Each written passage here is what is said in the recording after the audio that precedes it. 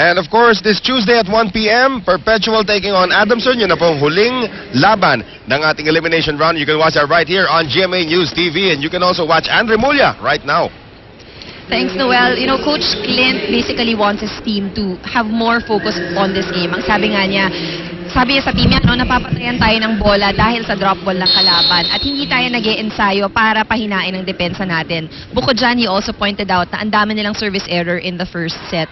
Now, he's challenging everyone to move faster and to be more aggressive. Now, I also got a chance to talk to Sue Roses earlier, and she told me na what she felt was lacking in the team in the first set was teamwork. Sabi niya, nagkakanya-kanya sila sa loob. So she reminded the team that they need to work together and complement each other's efforts. Noel and I... Yan ang matatawag natin, Coach Sue. Ayan. Hindi nakinig kay Coach Sue. Wala tuloy second ball. Miscommunication from the Lady Stags. Alam mo yun yung isa sa mga errors na talagang nakaka-frustrate. Yung mga bola na parang wala na lang kukuha. Tagal nga nasa area yung bola. Actually, Labiano. Tumama sa antena. So the point goes to Del Sol Dasmariñas. San Sebastian again. Medyo parang metro ng taxi ang error dito sa game na to. Ang ganda nun, ha? Ang ganda nun.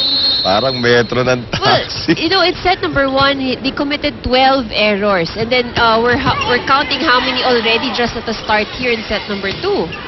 Well, this time, Monique Chanco able to drop it in front of Boli.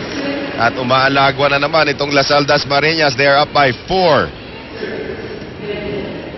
So, ito ngayon, si Giselle Bembo. Nice serve again from Bembo. Alam mo, serve specialist talaga yan, ha? Naging starter lang today. And it is now 12-7. Time out again for San Sebastian. Siniset mo pa lang yung bola, error na. Just ready ka doon sa likod. Ha? Pag iwasan nyo nga yung pagka naiset na yung bola, nagpapalit pa kayo niya. Mag-usap kayo. Pagka mabilis yung palitan, kahit huwag ka na munang umikot. Sineset na yung bola eh. Hindi ka, kunin mo yung bola doon. Hindi ka naman pumapalo ng tres eh. Yung opener, pumapalo din sa dulo. Walang setter, hindi iset mo yung bola.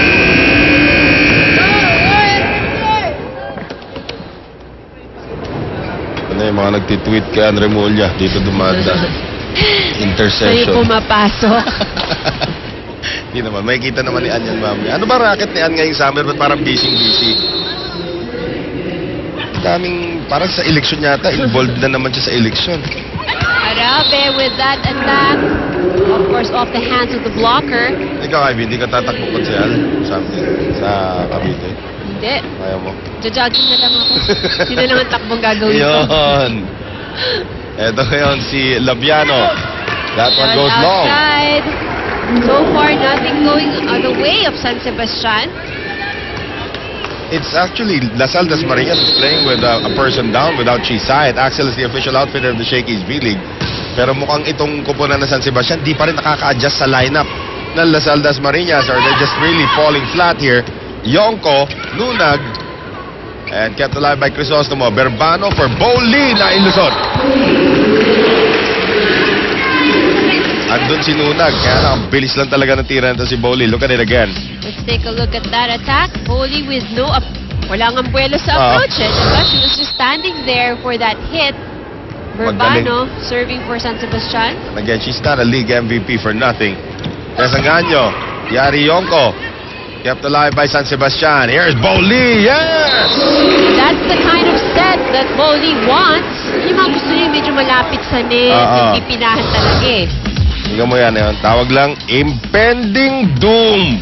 Boink. Hindi, boink.